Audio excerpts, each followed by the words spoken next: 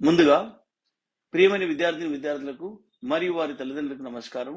నా పేరు K Venkanna junior కాలేజీలో చైర్మన్.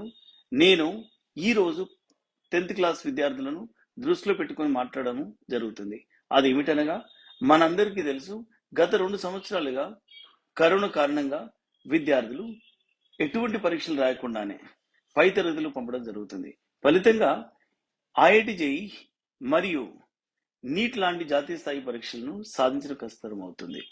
దీనిని అధిగమించడానికి మరియు 10వ తరగతి పరీక్షలో అత్యధిక మార్కులు సాధించడానికి నేను మీ ముందుకు K Venkanna junior college platform ద్వారా అనుభవజ్ఞులైన అధ్యాపకులచే ఉచిత వీడియో క్లాసులు, హ్యాండ్ రిటన్ నోట్స్ మరియు గత ప్రశ్నపత్రాల సమాధానాల విశ్లేషణ ఇవ్వబడును. కాబట్టి నేను విద్యార్థులకు చెప్పదలుచుకున్నది ఏంటంటే, ఈ ఉచిత వీడియో క్లాసులను మరియు హ్యాండ్ రిటన్ నోట్స్లను క్లాస్ రూమ్లో కూర్చొని చదువుకున్నంత సీరియస్గా చదువుకోవాలను. ఇంకొకటి ఏమిటనగా, ఈ యొక్క క్లాసులు విన్న వెంటనే అర్థం చేసుకొని ప్రాక్టీస్ చేయవలను. ప్రాక్టీస్ చేయడం అంటే కేవలం చదవడం కాదు, పేపర్ మీద రాయవలను. అలాగైతే గుర్తుండిపోతుంది. దీంతో పాటు మీ యొక్క నాలెడ్జ్ని పరీక్షించుకునే కొరకు త్వరలో ప్రీ ఫైనల్ పరీక్షలు కూడా నిర్వహించబడు. ఈ యొక్క అవకాశాన్ని సద్వినియోగం చేసుకోవాలని 10th చదివే విద్యార్థులకు విజ్ఞప్తి చేస్తున్నాను. बच्चों, जैसे कि अपन ने एक पहला पद देखे अपठित गद्यांश नेल्सन मंडेला के बारे में मैं आपको समझाई, दूसरा मदर टेरेसा के बारे में। तो आप ये ऐसे पैराग्राफ जो आपके वर्कबुक में दिए हुए है या ऑल इन वन में दिए हुए है या आपको एग्ज़ाम में भी क्वेश्चन पेपर प्री फाइनल में भी मिल रहे हैं, वो भी सब कुछ आप देखिए। आपके पास एक फास्ट ट्रैक की बुक भी मार्केट में मिलती है, उसमें से भी बहुत से प्रश्न आते हैं परीक्षा में, तो वो बुक भी लीजिए। उसमें जितने भी ये पद अपठित गद्यांश पद्यांश आपको दिखते हैं, आप उनको सॉल्व करने की कोशिश कीजिए। आप उनके प्रश्नों के उत्तर लिखिए पढ़ के, तो आपको समझ में आएगा कि आपको कैसा लिखना है, क्या करना है और आपकी कहाँ गलतियाँ होती है। तो उसी तरह आप जो 4, 5, 10 बार ये प्रैक्टिस करेंगे तो आपको समझ में आने लगेगा कि आपको ये पदों को कैसे हल करने हैं और कैसे इनके उत्तर लिखने हैं जो आपके लिए अच्छे हैं। अब यहाँ पर अपन एक दूसरा पद आपको और एक समझा रही हूँ कि जिसमें आपको ये मालूम हो जाए कि चाहे कोई भी उपवाचक हो, उसके प्रश्नों के उत्तर आपको कैसे लिखने हैं। और ये समझने के लिए अपन ने एक और पैराग्राफ लिए हैं, यहाँ से एक और गद्यांश लिए हैं कि मंडेला के नाम से विश्व भर में प्रख्यात शांति दूत का पूरा नाम नेल्सन रोली हलहला मंडेला था। उनका जन्म 18 जुलाई 1918 में हुआ। वे दक्षिण अफ्रीका के प्रथम अश्वेत राष्ट्रपति थे। रंग भेद विरोधी संघर्ष के कारण उन्होंने 27 वर्ष रॉबिन द्वीप के कारागार में बिताया। ये एक पद आपका गद्यांश है आपका। इसमें आपको क्या प्रश्न दिए गए हैं आप देखिए कि इसमें से भी 5 प्रश्न आपको बताए गए हैं। वो क्या है? पहला प्रश्न क्या है यहाँ पर अपने को कि मंडेला का पूरा नाम क्या है। पहला प्रश्न क्या है कि मंडेला का पूरा नाम क्या है। दूसरा प्रश्न क्या है, मंडेला कब और कहाँ पैदा हुए, कि उनका जन्म कहाँ हुआ। तीसरा प्रश्न है, वे किस देश के प्रथम अश्वेत राष्ट्रपति थे। मैंने जैसे भी आपको बता दी, इसके पहले भी अश्वेत मीन्स काले, श्वेत मीन्स सफ़ेद, अश्वेत मीन्स काले, जैसे कि वहाँ के रंग भेद था। तो किस अश्वेत राष्ट्रपति थे, वो किस देश के। चौथा प्रश्न है, किस वजह से उनको जेल जाना पड़ा था, कि नेल्सन मंडेला जी को किस वजह से जेल जाना पड़ा था। पांचवा प्रश्न है, उनको किस जेल में और कितने साल रहना पड़ा। तो बच्चों, ये सारे प्रश्न के उत्तर जो अपना ये पद दिया हुआ है उसमें अपने को मिल जाएंगे। कि जैसे पहला प्रश्न क्या है अपना कि मंडेला का पूरा नाम क्या है, तो हमारे पद में दिया हुआ है कि मंडेला का पूरा नाम नेल्सन रोहिली हलहला मंडेला, ये उनका पूरा नाम है। दूसरा प्रश्न है कि मंडेला कब और कहाँ पैदा हुए थे। तो मंडेला का जन्म 18 जुलाई 1918 को हुआ था। Hello students, myself Sunil Kumar Badal. I have done my BTech from IIT Kanpur. Here at K Venkanna classes, I teach chemistry. So right now I know you all are busy with your board exam preparation, but let me ask you a question. Suppose you want to be a cricketer. Who would you choose your coach, a cricketer or a wrestler? Answer is definitely cricketer. So in the same way here, we are the group of IITians, NITian and doctor. So if you really want to crack or get a seat into IIT, NIT or any top medical colleges, come here and join us. What are you waiting for? Thank you.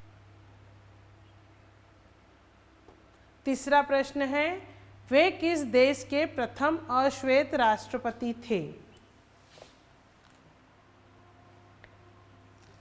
उनका जन्म Mandela में और 1918 में 18 जुलाई को। Mandela जगह कहाँ थी? Mandela उनका देश मीन्स उनके जगह का नाम, और उनका 18 जुलाई 1918 में उनका जन्म हुआ था। फिर तीसरा प्रश्न, वे किस देश के प्रथम अश्वेत राष्ट्रपति थे? कि जो अश्वेत राष्ट्रपति किस देश के थे? वे दक्षिण अफ्रीका के। वो हमारे पैराग्राफ में सब कुछ लिखा हुआ है, आपको आराम से मिल जाएंगे कि वे दक्षिण अफ्रीका के पहले प्रथम अश्वेत राष्ट्रपति थे। फिर उन्होंने किस वजह से उनको जेल जाना पड़ा था? रंग भेद विरोध संघर्ष के कारण। हमारे पैराग्राफ में दिया है कि रंग भेद विरोधी संघर्ष के कारण उनको जेल जाना पड़ा था। पांचवा प्रश्न अपना क्या है? उनको किस जेल में रहना पड़ा और कितने साल रहना पड़ा? तो उन्हें रॉबिन द्वीप के जेल में रहना पड़ा। उन्हें कहाँ रहना पड़ा? रॉबिन द्वीप के जेल में रहना पड़ा। और कितने साल? 27 ईयर्स, 27 साल तक उन्होंने अपना जीवन जेल में बिताया। तो बच्चों, आपको ये उपवाचक समझाई, उसके प्रश्न उत्तर किस तरह से आते हैं मैंने ये बताई।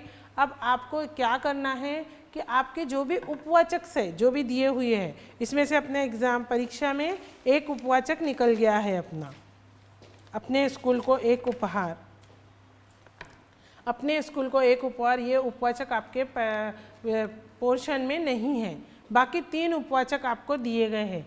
ये 3 उपवाचकों में से आपको प्रश्नोत्तर आएंगे, अपठित गद्यांश और पद्यांश आएंगे, जैसा कि मैं तुमको बता चुकी हूँ पहले भी। अपन वो उपवाचक भी पढ़ेंगे, लेकिन आपको क्या करना है, उपवाचक जो है उनको बुक लेके ध्यान से पढ़ना है। ऐसा नहीं कि ऐसे ही सिर्फ एक रीडिंग कर ली, ऐसा नहीं।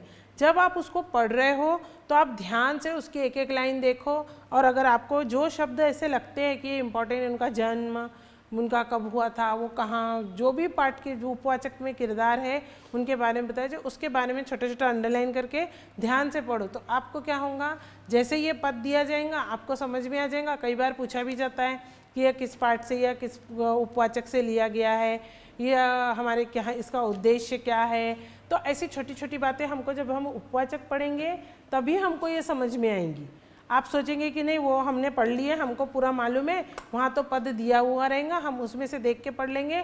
तो ऐसा नहीं होता है। अगर हम बुक को अच्छे से पढ़ते हैं तो जो भी हमको वहाँ दिया जाता है वो हमारे समझ में आता है, और हमको उसके लिए लिखने में भी आसानी होती है। बच्चों, ज़्यादा बड़े उपवाचक है भी नहीं, और जो उपवाचक हैं वो बहुत अच्छे हैं और पढ़ने में मज़ेदार है। अब जैसे ये उपवाचक तो सिर्फ 2 पेज का ही है, 2-3 पेज का, आप आराम से इसको पढ़ सकते हो और याद रख सकते हो। तो इसलिए आप क्या करेंगे कि उपवाचक को ध्यान से पढ़ेंगे। और इसमें से मैंने आपको बताई हूँ कि अपने स्कूल को एक उपहार, ये उपवाचक नहीं है, तो आपको पढ़ने की ज़रूरत नहीं है। ये जो भी उपवाचक है उनको ध्यान से पढ़िए। और आपकी वर्कबुक है या ऑल इन वन है, फास्ट ट्रैक बुक है, या क्वेश्चन पेपर्स है आपके पास, जो भी उनमें जो भी पैराग्राफ्स या पद दिए गए हैं उनको आप ध्यान से देखो, उनको पढ़ो। जैसे मैंने फिर समझाई आपको कि पैराग्राफ को 2 से 3 बार ध्यान से पढ़ना, और उसके फिर प्रश्नों को पढ़ना। पहले प्रश्न नहीं पढ़ना, पहले पैराग्राफ को पढ़ो, उसको समझने की कोशिश करो, और उसमें क्या पूछना चाह रहा है फिर वो प्रश्नों को देख के उनके उत्तर लिखोगे। आप हड़बड़ी में गलत सलत उत्तर लिखोगे, आपके जो मिलने के वहीं पैराग्राफ दिया हुआ है, पद्यांश गद्यांश है, वहीं पे आपके उत्तर है, उसके बाद में भी आपके मार्क्स चले जाएंगे। तो ये आपका नुकसान है। इसलिए अपनी छोटी छोटी गलती न करते हुए सबसे पहले तो आप पद्यांश गद्यांश जो भी दिया हुआ है उसको 2 से 3 बार पढ़ो। दूसरी बार उसके बाद में प्रश्नों के उत्तर पढ़ो। तीसरी बात, जल्दी जल्दी करके आधे आधे आंसर आप मत लिखो। जैसे कि सेंटेंस में पूरे पूरे आंसर क्वेश्चन जैसा, प्रश्न जैसा पूरा दिया हुआ है, उत्तर भी पूरा ही लिखोगे। एक एक शब्द में उत्तर नहीं लिखोगे, उसको अच्छी तरह से पूरे शब्दों में उत्तर लिखोगे, तभी आपको 5 मार्क मिलेंगे। एक एक मार्क हर एक प्रश्न का मिलेगा, नहीं तो नहीं मिलेगा। अगर आप एक ही शब्द लिख देंगे तो आपको वो मार्क काउंट नहीं किए जाते।